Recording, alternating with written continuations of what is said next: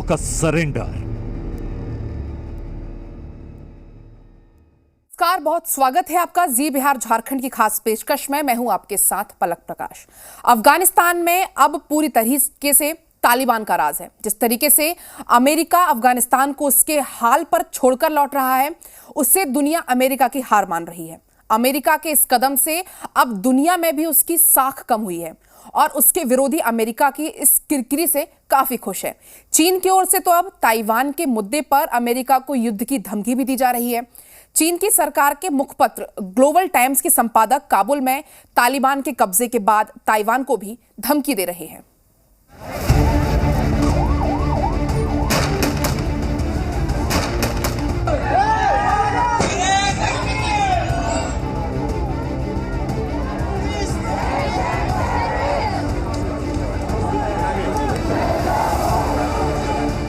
अफगानिस्तान से अमेरिका बाहर निकला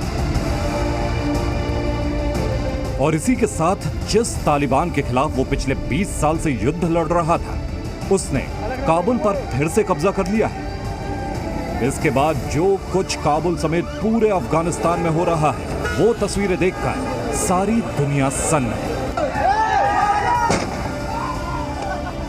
तालिबान रिटर्न के साथ ही 20 साल बाद तालिबान के खौफ की तस्वीरें भी लौट आई हैं। और ये तस्वीरें दुनिया भर में अमेरिका की धाक पर भी बड़ा असर डाल रही हैं, क्योंकि दुनिया इसे सुपर पावर के सरेंडर के तौर पर देख रही है।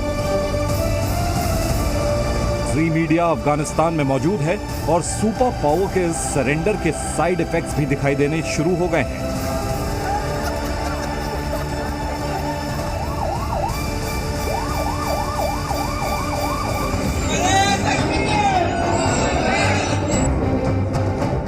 चलिए हम आपको समझाते हैं कि सुपर पावर के अफगानिस्तान में सरेंडर से किन किन देशों के चेहरे पर मुस्कुराहट बढ़ गई। 20 साल बाद अफगान लोगों को उनके हाल पर छोड़कर अमेरिका के वापस लौटने को अफगानिस्तान में अमेरिका की हार माना जा रहा है। और अफगानिस्तान में अमेरिका की हार को तालिबान के साथ साथ चीन, रूस और पाकिस्तान भी अपनी जीत मान रहे हैं। दुनिया की सबसे बड़ी सुपर पावर अमेरिका जब तालिबान को खत्म नहीं कर पाया, तो भला चीन जैसा शक्तिशाली देश उससे क्या डरेगा। अब चीन के सरकारी अखबार ग्लोबल टाइम्स के संपादक ने अमेरिका को युद्ध की धमकी दे दी है। पहले समझिए ऐसा क्या हुआ जिसकी वजह से ग्लोबल टाइम्स ने अमेरिका को धमकी दी। अफगानिस्तान से अमेरिका के सैनिकों की वापसी के बाद अमेरिका के सेनेटर जॉन कॉर्नन ने ट्वीट के जरिए दूसरे देशों में मौजूद अमेरिकी सैनिकों की संख्या की जानकारी दी, जिसके मुताबिक साउथ कोरिया में 28,000, जर्मनी में 35,486, जापान में 50,000, ताइवान में 30,000, अफ्रीका में 7,000, अफगानिस्तान में 2 महीने पहले 2,500। अमेरिकी सेनेटर से मिली जानकारी के बाद चीन भड़क गया, क्योंकि इस जानकारी के मुताबिक ताइवान में भी अमेरिका के 30,000 सैनिक मौजूद हैं। और इसके बाद चीन के मुखपत्र के ग्लोबल टाइम्स के संपादक हू शी जिन ने अमेरिका को धमकी दी। अब अमेरिका और ताइवान के अधिकारियों को स्पष्ट करना चाहिए, अगर यह सच है कि अमेरिका के पास ताइवान द्वीप पर तैनात सैनिकों की संख्या 30,000 या उससे कम है, तो चीनी सैन्य बल तुरंत अमेरिकी सैनिकों को खत्म करने और निष्कासित करने के लिए युद्ध शुरू कर देंगे। इतना ही नहीं, अफगानिस्तान में तालिबान की वापसी के बाद चीन के मुखपत्र ग्लोबल टाइम्स के संपादक हू शिन जिन ने अफगानिस्तान में अमेरिका की हार का जिक्र करके ताइवान को भी डराने की कोशिश की है। काबुल शासन के पतन के बाद ताइवान की सरकार कांप रही होगी। अपनी रक्षा के लिए अमेरिका की ओर न देखें। ताइपे के अधिकारियों को चीनी मुख्य भूमि से एक 5 स्टार रेड फ्लैग को चुपचाप मेल ऑर्डर करने की आवश्यकता है। ये एक दिन उपयोगी होगा जब वे PLA के सामने आत्मसमर्पण करेंगे। साफ है, अफगानिस्तान में अमेरिका की हार के बाद चीन के हौसले भी बुलंद हैं। जिस तरह अमेरिका की साख दुनिया में गिरी है, उसके सभी विरोधी अमेरिका के खिलाफ हर फ्रंट पर खुलकर सामने आएंगे। इन चीजों के चलते और प्रेसिडेंट बाइडेन की बहुत क्रिटिसिज्म भी हो रही है इस समय अमेरिका के अंदर, उनके सेनेटर्स वगैरह और उनकी ऑपोजिशन ऑफ कोर्स उनको चैलेंज करेगी ही, करती ही है। तो इन सब का मिला जुला असर अब यह कि अमेरिका की छवि पर सभी सरप्राइज्ड है, शॉक्ड है कि एक सुपर पावर ने अपना क्या हाल बना लिया। अपनी इस छोटी सी रिट्रीट जो इनकी नॉर्मल होनी चाहिए थी, चुपचाप अपना एम्बेसी बंद करना था, वापस निकल जाना था। तो ये जो सारा फियास्को हुआ है अमेरिका की छवि के लिए काफी नेगेटिव है। इसी के साथ चीन तालिबान के साथ भी दोस्ती बढ़ा रहा है। कुछ दिन पहले तालिबान के प्रतिनिधिमंडल ने चीन के विदेश मंत्री से मुलाकात की थी। तालिबान चीन को दोस्त कहता है और अब चीन को भी तालिबान की सत्ता के बाद अपने कई हित अफगानिस्तान में नजर आ रहे हैं। ऐसे में अफगानिस्तान से अमेरिका का जाना चीन को और ज्यादा मजबूत करेगा। अनस मलिक, जी मीडिया, काबुल।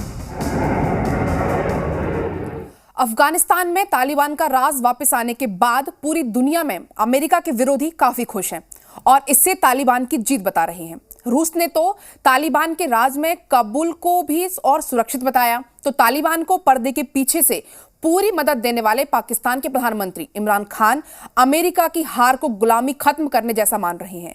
वहीं अमेरिका के राष्ट्रपति अपने फैसले के बचाव में तर्क गढ़ रहे हैं।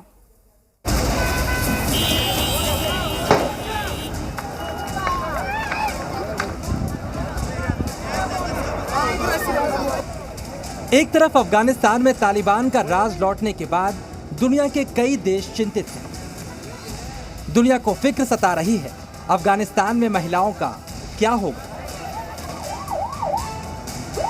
अफगानिस्तान में तालिबान के खिलाफ रहे लोगों का क्या होगा। अफगानिस्तान में फिर से 20 साल पुरानी दहशत लौटी तो लोग कैसे जिंदगी बिताएंगे। वहीं दूसरी ओर कुछ चेहरों पर तालिबान राज से खुशी नजर आ रही है। पहले बात अमेरिका के धुर विरोधी रूस की, जो अमेरिका की हार में अपनी जीत देख रहा है और तालिबान के राज में अफगानिस्तान को और सुरक्षित मान रहा है। काबुल में रूस के राजदूत दिमित्री जिरिनोव ने एक इंटरव्यू में खुलकर तालिबान की तारीफ की। तालिबान ने सिर्फ 24 घंटों में काबुल को अशरफ गनी के शासनकाल की तुलना में ज्यादा सुरक्षित बना दिया है। वर्तमान समय में स्थिति शांत और पहले से ज्यादा अच्छी है। गनी के शासनकाल में विकास शून्य पर था और अव्यवस्था अपने चरम पर थी। अशरफ गनी के शासन में लोगों ने उम्मीद खो दी थी, लेकिन तालिबान शासन के सिर्फ 24 घंटे बताते हैं कि आगे सब कुछ अच्छा होगा। इसके अलावा रूस तालिबान से बातचीत भी शुरू कर चुका है। रूस उन देशों में भी शामिल है जो अफगानिस्तान में अपने दूतावास को तालिबान राज में भी बंद नहीं करेगा। रूस अगर तालिबान से दोस्ती बढ़ा रहा है तो इसके पीछे कई वजहें हैं, जिनमें एक बड़ी वजह एक ऐसे देश से अमेरिका का प्रभाव खत्म होना है जिसकी सीमा रूस से लगती हो। रूस कतई नहीं चाहता, कभी नहीं चाहेगा कि मेरे देश की बाउंड्री पे अमेरिकन बेसिस हो, अमेरिकन आर्मी हो। चाहे वो काम अफगानिस्तान के अंदर के लिए कर रही हो, पर खतरा तो रशिया को भी है ना। अगर कभी रशिया से कुछ अमेरिका का टेंशन होता है तो अमेरिकन आर्मी उसके बॉर्डर पे बैठी हुई है। तो अमेरिका अब जब निकल गया यहां से तो रशिया को राहत की सांस है और फायदा है कि ये मेरा एनिमी बाहर गया। इसके अलावा पाकिस्तान के प्रधानमंत्री इमरान खान भी अमेरिका की हार से बेहद खुश है। तालिबान खान के नाम से मशहूर इमरान खान ने तालिबान की जीत को अफगानों की आजादी बता दिया। जब आप ज़ेनी गुलाम बनते हैं तो ये याद रखें, असल गुलामी से ज्यादा बुरी ज़ेनी गुलामी है। ज़ेनी गुलामी की जंजीरें तोड़ना ज्यादा मुश्किल होता है। जो अभी अफगानिस्तान में गुलामी की जंजीरें तो तोड़ दी उन्होंने। उधर अमेरिका दुनिया भर में हो रही फजीहत के बाद इसका सारा दोष अफगान नेताओं के ऊपर ही मर रहा है। अमेरिका के राष्ट्रपति जो बाइडेन ने अमेरिका के लोगों को समझाने की कोशिश की आखिर क्यों उनका फैसला पूरी तरह से ठीक है। बाइडेन ने अपने संबोधन में कहा, अमेरिका ने अफगानिस्तान के 3 लाख सैनिकों को ट्रेन किया, अफगान सेना को आधुनिक हथियारों से लैस किया, तालिबान के खिलाफ अफगान सैनिकों को एयर सपोर्ट दिया, अफगानिस्तान का भविष्य बनाने के लिए हर मुमकिन मदद की। But if Afghanistan is unable to mount any real resistance to the Taliban now, there is no chance that 1 year, 1 more year, 5 more years, or 20 more years of U.S. military boots on the ground would have made any difference. And here's what I believe to my core. It is wrong to order American troops to step up when Afghanistan's own armed forces would not. The political leaders of Afghanistan were unable to come together for the good of their people. सच्चाई यह है कि दुनिया के कई देशों समेत खुद अमेरिका में भी अफगानिस्तान की हार के बाद जो बाइडेन का विरोध शुरू हो गया है। पूर्व राष्ट्रपति डोनाल्ड ट्रंप ने भी अफगानिस्तान में हुई किरकिरी के बाद बाइडेन पर निशाना साधा है। जो बाइडेन ने अफगानिस्तान के साथ जो किया है वो महान है। ये एक बड़ी हार के तौर पर अमेरिकी इतिहास में दर्ज होगा। अमेरिका और उसके समर्थक देशों में लोग भी इस तरह अफगानिस्तान के लोगों को बेसहारा छोड़ने पर नाराजगी जाहिर कर रहे हैं और विशेषज्ञ भी मान रहे हैं कि अब दुनिया अमेरिका पर आंख मूंद कर भरोसा नहीं कर पाएगी। किस तरह से अमेरिकन एम्बेसी खाली हुई, अर्जेंटली उन्हें एयरपोर्ट पे ले गए हैं, एयरपोर्ट पे एम्बेसी बना दी है और वहां से जो अमेरिकन प्लेन उड़ रहे हैं और अफगान लोग, याद रखिए ये तालिबान नहीं थे जो अफगान एयरपोर्ट पे आए, जो झुंड उमड़ा, आम अफगानी लोग जो काबुल के किस तरह से एयरपोर्ट पे आ गए जैसे ट्रेन स्टेशनों कोई बस जा रही हो और हवाई जहाज पे लटक गए। तो ये तो अमेरिका की प्लानिंग और एफिशिएंसी जो कि बहुत ही वर्ल्ड क्लास है, ये तो उसको टोटल डिस्ट्रॉय कर रहे हैं उस इमेज को। फिलहाल बाइडेन सफाई दे रहे हैं और चीन, पाकिस्तान और रूस जैसे देश खुश हैं। वहीं दुनिया अफगानिस्तान का हाल देखकर अमेरिका को कोस रही है और अमेरिका के साख पर पूरी दुनिया में बट्टा लग रहा है। ब्यूरो रिपोर्ट, जी मीडिया। अफगानिस्तान के हालात के लिए सबसे ज्यादा आलोचना अमेरिका की हो रही है, जिसने चुपचाप रातों रात चोरों की तरह अपने सैनिकों को अफगानिस्तान से वापस बुला लिया और वहां के लोगों को मरने के लिए छोड़ दिया। अमेरिका खुद को दुनिया में लोकतंत्र और मानव अधिकारों का चैंपियन बताता है और अपनी इसी मजबूत छवि करने के लिए उसने कई देशों में युद्ध लड़े और अपनी सेना को वहां भेजा, लेकिन किसी भी संघर्ष से उसे कुछ हासिल नहीं हुआ।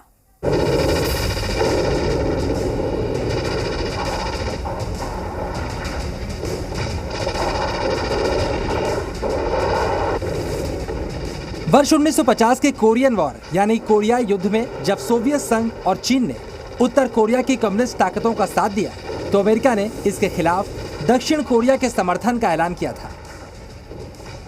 कम्युनिस्ट ताकतों के खिलाफ अमेरिका ने अपनी सेना वहां भेजी और ये युद्ध लगभग 3 वर्षों तक चला। इस युद्ध में अमेरिकी सेना के 36,574 सैनिक मारे गए। इस युद्ध पर अमेरिका ने लगभग $400 बिलियन यानी आज के हिसाब से 29 लाख करोड़ रुपए खर्च किए थे, लेकिन इसके बावजूद इस युद्ध से अमेरिका को कुछ भी हासिल नहीं हुआ।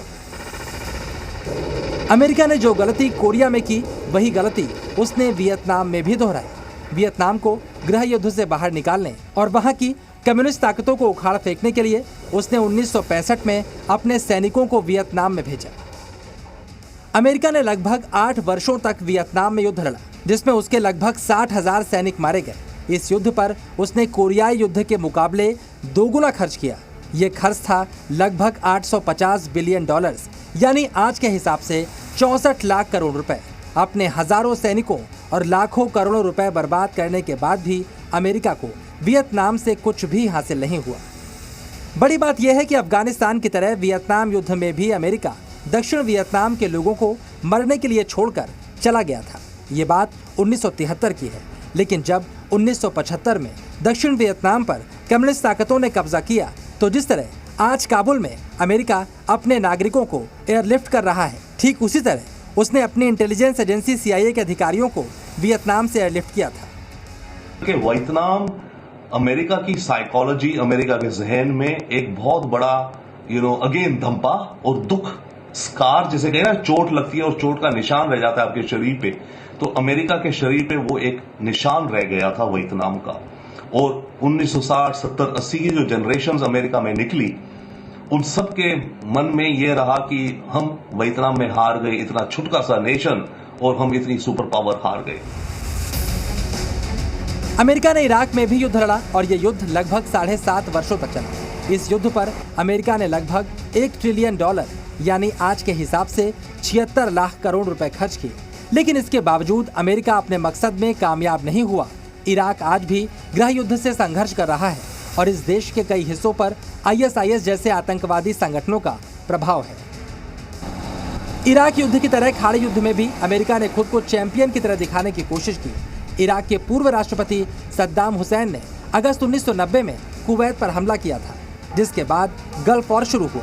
इस युद्ध में अमेरिका कुवैत को इराक के कब्जे से छुड़ाने में कामयाब हुआ, लेकिन सद्दाम हुसैन इराक की सत्ता में बने रहे। इस गल्फ वॉर में अमेरिका के 383 सैनिक मारे गए और उसने इस युद्ध पर $116 बिलियन यानी 9 लाख करोड़ रुपए खर्च किए। यानी नतीजा बाकी युद्ध और संघर्षों की तरह ही रहा और अमेरिका को ज्यादा कुछ हासिल नहीं हुआ।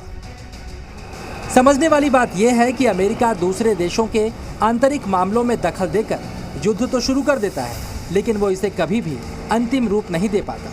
जहां उसे लगता है कि अब उसके लिए कुछ भी नहीं बचा, तो वो उस देश से निकल जाता है।